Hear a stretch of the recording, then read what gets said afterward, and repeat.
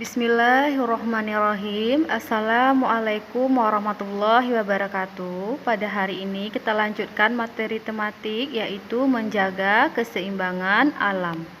Manusia mempunyai kewajiban menjaga keseimbangan alam. Cara menjaga keseimbangan alam yaitu tidak mengganggu kehidupan hewan liar dengan tidak melakukan pemburuan liar. Selanjutnya, penebangan hutan secara liar memberikan dampak tidak baik untuk hewan. Yang pertama, penebangan hutan secara liar merusak tempat tinggal hewan liar. Yang kedua, hewan liar tersebut akan berpindah ke pemukiman warga, artinya akan masuk ke masyarakat. Dan yang ketiga, hal tersebut tentu akan mengganggu warga karena hewan liar dapat merusak perkebunan dan peternakan warga. Rusaknya hutan menyebabkan lingkungan sekitar tidak lagi seimbang. Nah, selanjutnya pembelajaran bahasa Indonesia, pengelompokan pertanyaan wawancara. Wawancara pertanyaannya sebaiknya dikelompokkan dari pertanyaan umum hingga pertanyaan khusus. Jadi ada caranya.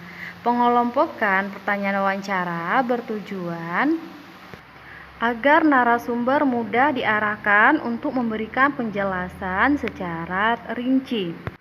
Hal lain yang perlu diperhatikan saat mengajukan pertanyaan wawancara adalah menggunakan bahasa yang santun.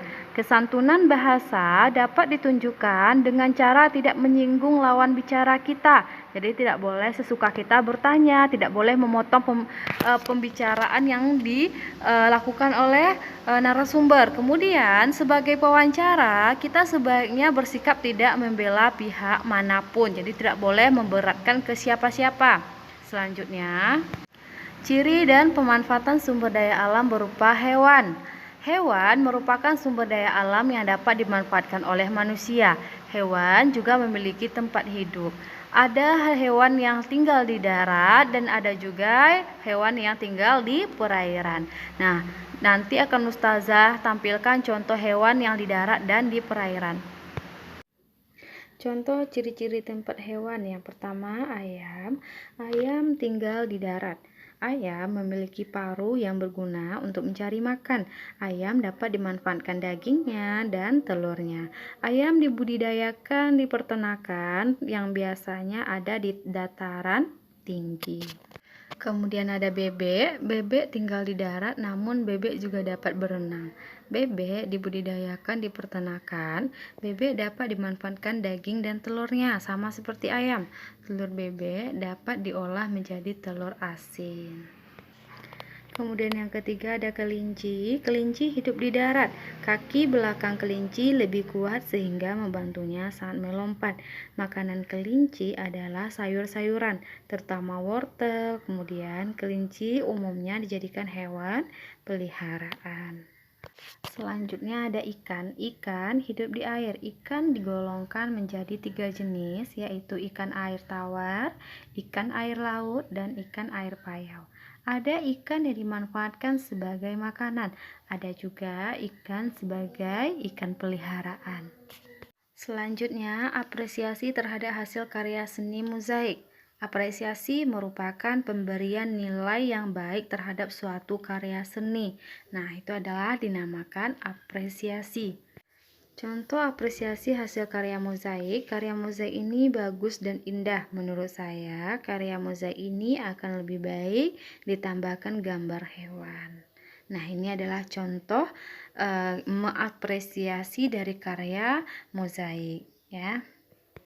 Selanjutnya, kita belajar laporan wawancara.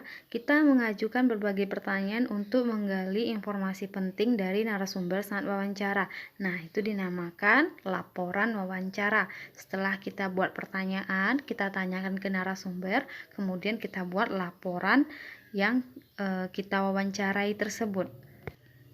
Semua informasi yang kita dapat sebaiknya jangan cuma kita ingat, melainkan kita catat dalam bentuk laporan hasil wawancara. Laporan hasil wawancara bertujuan untuk memudahkan orang lain membaca dan mengetahui informasi penting yang telah kita peroleh. Materi selanjutnya yaitu melestarikan hewan langka.